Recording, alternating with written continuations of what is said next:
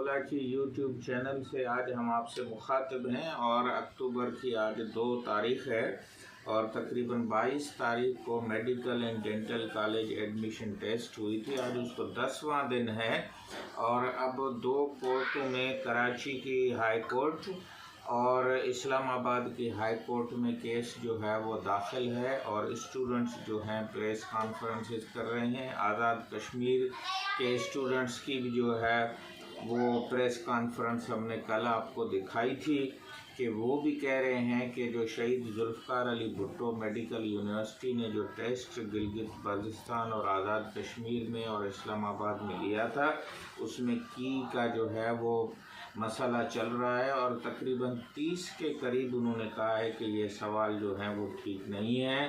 तो आप इससे अंदाज़ा लगाएं। और अब तो ये असेंबली में, सिंध असेंबली में भी जो MQM या पॉलिटिकल पार्टीज़ हैं, तो पहले ही ये MP कैट मैंने कहा था कि 1998 में पंजाब के वज़ीर आला जनाब शहबाज शरीफ साहब के ही एक ख़्याल था कि बोर्डों में इंटरमीडिएट जो है और उसकी जो मार्कें हैं वहाँ सिस्टम ठीक नहीं है, तो एक और सुपर इम्पोज टेस्ट कर लेते हैं, स्टैंडर्डाइज टेस्ट कर लेते हैं।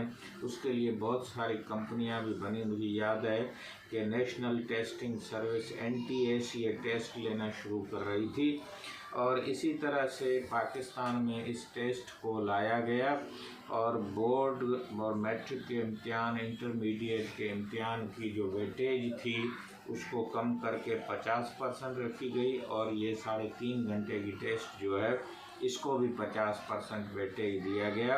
और यहीं पे मसला पैदा हुआ कि आप एक गटर को दूसरे गटर से साफ़ तो नहीं कर सकते हैं या आप खून को खून से साफ़ तो नहीं कर सकते हैं। तो आपको जब इतनी अहलियत नहीं है कि इंटरमीडिएट और मैट्रिक के इम्तिहान को ठीक कर सकें, तो आप उससे लेवल उसी इम्तिहान को दोबारा तीसरी मरतबा लेके, वो भी आप यूनिवर्सिटियों को कह रहे हैं और यूनिवर्सिटी भी गवर्नमेंट यूनिवर्सिटीज़ हैं जिनसे अपनी हॉस्पिटल नहीं चल रही हैं, जिनसे जो मरीज़ एमरजेंसी के है वो नहीं संभाले जा रहे हैं, उनको आप ये कह रहे हैं कि एक सोफिस्टिकेटेड टेस्ट जो है वो करें। और फिर आप कॉपी कर रहे हैं वेस्टर्न कंट्रीज़ की, UK की, USA की।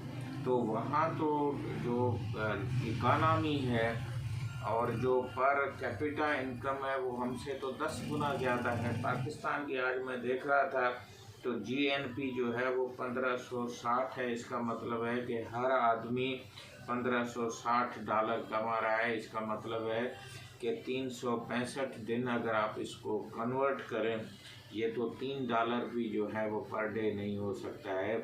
उसमें उसको अपना घर चलाना है, इलाज करवाना है, बिजली के बिल भरने हैं, खाना पीना लेना है, उसके अलावा दुनिया के और काम भी हैं, शादियां हैं, बच्चों की जो और तरबियत है उस पर ख़र्चा होता है।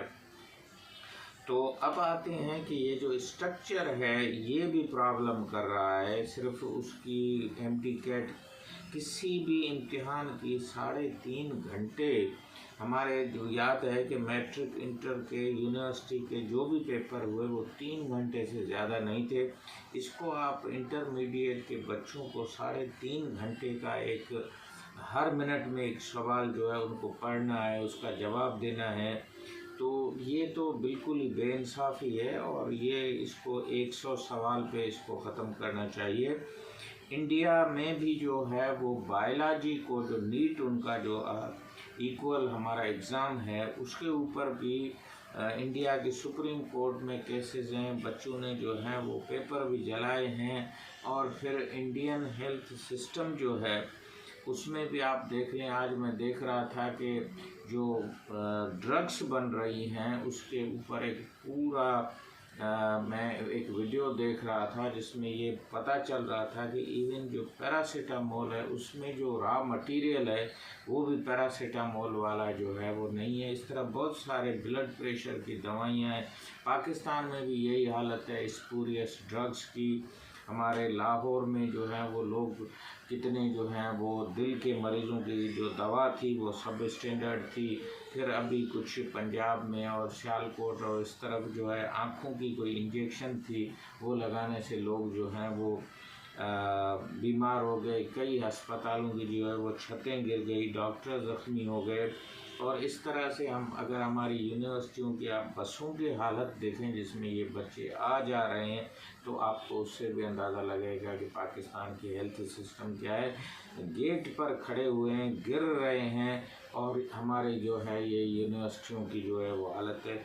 मैं एक और जो एक स्टडी फोरम था उसके जो भी देख रहा था कि पाकिस्तान में एजुकेशन का क्या हाल है, तो वो बता रही थी एक एंकर पर्सन, रिसोर्स पर्सन, कि जो 3 महीने का उनका ख़र्चा जो है हमारी यूनिवर्सिटी की तनख्वाहों पे और तालीम पे, वो हमारी पूरी 170 यूनिवर्सिटियों के बराबर था। तो आप जब तालीम पे इतना ज़्यादा ख़र्चा नहीं कर रहे हैं, 5% तक आप ख़र्चा नहीं कर रहे हैं जीडीपी का, 2.8 और कहीं पे तो 0.7 आ रहा है, तो आप उनको कैसे हेल्थ को उनके बराबर कर सकें। और वैसे भी स्टैंडर्डाइज टेस्ट के ऊपर बहुत सारी रिसर्च आई है जिसमें 3-4 बड़ी ऑब्जर्वेशन है कि ये एंग्जाइटी क्रिएट कर रही है, ये करप्शन को बढ़ा रही है, ये नैरो असेसमेंट कर रही है, और टीचिंग टू द टेस्ट की तरफ सारे इदारों को जो है वो धकेल रही है। हमारी जो लर्निंग है, जो हमारी कम्युनिकेशन स्किल हैं, सॉफ्ट स्किल्स हैं, और लोगों के साथ जो मुश्किल मसालों में और मुश्किल हालात में जो चीज़ें थोड़ी हैं उनको मिला के किस तरह हम अपने मसले हल कर सकते हैं। और वहाँ पे एक मैं पढ़ रहा था कि हमें ब्रिलियंट डॉक्टर से ज़्यादा हमदर्द और अच्छे तरह से लोगों को पेश आने वाले डॉक्टर चाहिए। आजकल जो है वो डॉक्टरों की फ़ीस को भी आप देख लें, अगर आप प्राइवेट सेक्टर में किसी बड़ी अस्पताल में चले जाएं तो आपको लाखों का जो है वो बिल दिया जाता है। मैं 2 चीज़ों को कोट करके फिर बच्चों की तरफ आता हूँ कि ये MD कैट की जो स्टैंडर्डाइज टेस्ट है, इसके पीछे इतना जो है भागना पाकिस्तान के लिए फ़ायदेमंद नहीं है। हमें अपने इलाके और हालात को देखना पड़ेगा। मिसाल के तौर पे पाकिस्तान 5वें नंबर पे पॉपुलेशन के हिसाब से है, और हेल्थ के हिसाब से ये 124वें नंबर पे है, जिसको हम हेल्थ इंडेक्स कहते हैं। और दूसरा है health access and quality index के अगर हम देखते हैं तो भी वो 37.2 पे खड़ा है, हम 50% पे भी नहीं खड़े हैं। तो फिर अब अगर बच्चों की शरह अमवात को आज देख रहा था मैं, IMR को और MMR को, जो ख़वातीन हैं जो डिलीवरी के तौर पे मर जाती हैं, वो 1 लाख में 186 ख़वातीन हैं जो पाकिस्तान में डिलीवरी के दौरान सिर्फ इस वजह से कि उनको डिलीवरी की फैसिलिटीज़ नहीं हैं, वही मैटरनिटी होम है या लेडी डॉक्टर्स अवेलेबल नहीं है, या ब्लड ट्रांसफ्यूजन की उनको ज़रूरत है, या एंटीनेटल केयर की ज़रूरत है। ये दुनिया में ये 5-6 पे है और हम 86 पे। और इसी तरह IMR इन्फेंट मार्टलिटी, 1000 बच्चे जो पैदा होते हैं उसमें 54 बच्चे जो हैं हमारे जा रहे हैं, जबकि दुनिया में ये 5, 6, 7 और 8 और 20 तक नंबर ज़्यादा से ज़्यादा है। अब डॉक्टर पॉपुलेशन रेशो को अगर देख लें तो पाकिस्तान में जो डॉक्टर है वो 1300 लोगों के ऊपर है, और WHO का मिनिमम स्टैंडर्ड है कि 1000 पे होना चाहिए। वो भी शहरों में सारे डॉक्टर्स बैठे हैं, और लेडी डॉक्टर्स जो हैं उनको ब्राइट डॉक्टर्स भी कहा जा रहा है। वो सिर्फ इस वजह से इस डिग्री को ले रही हैं कि उनको अच्छा रिश्ता मिल जाए और वो कहलाएँ कि हमारी बेटी डॉक्टर है, ताकि दूसरे लोग जो हैं, जिसको ब्राइट डॉक्टर भी कहा जा रहा है। और उम्मीद है कि आज की ये वीडियो आपको कुछ इंसाइट देगी कि पाकिस्तान का जो टेस्ट का निज़ाम है वो आप शामियानों में, और जब फार्म और चालान आप जो हैं वो ऑनलाइन भरवा रहे हैं, और इम्तिहान जो है वो आप पेपर पेंसिल और पानी की बोतल दे के और टॉफ़ी दे के करवा रहे हैं, वो भी पुलिस ग्राउंडों में, स्पोर्ट्स में। और आपकी यूनिवर्सिटियां जो हैं वो मेडिकल की उसके बजाय आप जाके इंजीनियरिंग यूनिवर्सिटियों में करा रहे हैं, तो लोकल टेस्ट को किया जाए, टेस्ट की वेटेज को कम किया जाए, 50% से 30% पर ले आए। और जो बच्चों की फ़ीस है, क्योंकि अब जो रिज़ल्ट निकल चुकी है, तो मेरे ख़्याल में हुकूमत को चाहिए कि इस सारे मामले में प्राइवेट सेक्टर की और जो गवर्नमेंट के कॉलेजेस हैं उसकी फ़ीस में कमी की जाए, क्योंकि पाकिस्तान की जो इकानमी है वो 3% तक भी आगे नहीं बढ़ रही है, और वो जो हमारा डॉलर और उसकी जो पैरिटी है उसमें भी फ़र्क आ रहा है। तो गुर्बत की लाइन जो है वो भी हमारे पास, उसको देखना चाहिए। आज देख रहा था मैं कि 2,26 मिलियन, इसका मतलब है 2 करोड़ जो हैं 60 लाख बच्चे जो हैं वो नहीं हैं। उसमें से 10 ऐसे डिस्ट्रिक्ट हैं जिसमें 80-90% बच्चे जो आउट ऑफ स्कूल हैं, जिसमें सिंध का मैं मिसाल दे देता हूँ, जिसमें उन्होंने घोड़ाबारी तालका लिखा है, एक सनी तालका कराची का लिखा है, और इसी तरह से जावल लिखा है, और बलूचिस्तान के भी बहुत सारे डिस्ट्रिक्ट जो हैं वो लिखे हैं कि जहाँ 80% बच्चे स्कूलों में नहीं जा रहे हैं। तो जब आपके 2 करोड़ 60 लाख बच्चे जो हैं वो स्कूलों में नहीं जा रहे हैं, और आप 2 लाख की टेस्ट पे जो हैं कोर्टों में जा रहे हैं और असेंबलियों में जा रहे हैं, तो मैं गुजारिश करूँगा चीफ जस्टिस से कि वो इसकी वेटेज को ख़त्म करें। वज़ीर आज़म को भी कहेंगे और पिटिशनर को कहेंगे कि इसको 30% पर लाया जाए, फ़ीस जो है वो भी कम की जाए, और मेडिकल की जो तालीम है इसकी टेस्ट लोकल कॉलेजेस को करने की इजाज़त दी जाए। और इसके अलावा जो कैंपसेस हैं वो मिडल ईस्ट में भी हमारे कॉलेजेस के खोले जाएं, सिर्फ वहाँ टेस्ट के सेंटर ना खोले जाएं। और जो मीरपुर ख़ास का मेडिकल कॉलेज है सिंध गवर्नमेंट का, उसको भी ऑपरेशनलाइज किया जाए। और जो मरीज़ों की देखभाल की जो है चीज़, उसमें भी जो दवाइयाँ हैं या जो ड्रग्स हैं उनकी क्वालिटी को चेक किया जाए।